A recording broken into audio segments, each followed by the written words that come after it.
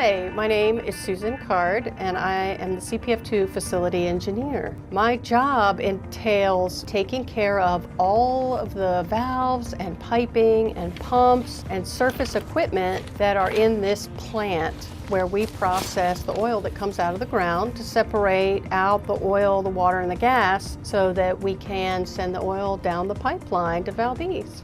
What I do really matters because I'm keeping people safe by proactively making sure the equipment is running, and we keep the plant up, which means we can process more oil, which is good for the state of Alaska. Advances in technology have helped us become much more productive.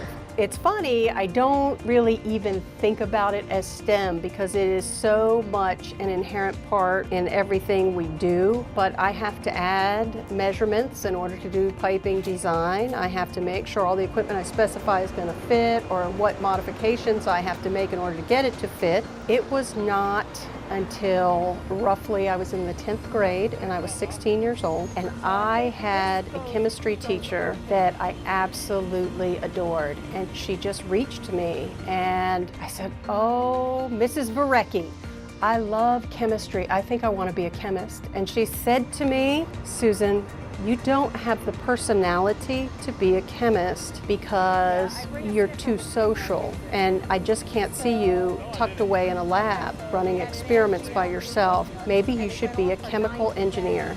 I did not find out until much later in life, but I have been diagnosed with ADHD, and that explains a lot of things because going through elementary school, I never could memorize things like my multiplication tables, and that seems really strange for an engineer to not know their multiplication tables. I still do not know my multiplication tables. My memory is not very good. But you know, there are tools that we use to make it through. It was pretty tough, but when you stick with it and you gut through it, you know, you have a little bit of grit, and every time somebody says something negative to you, you don't take it to heart, you just let that fuel the fire, you can get through.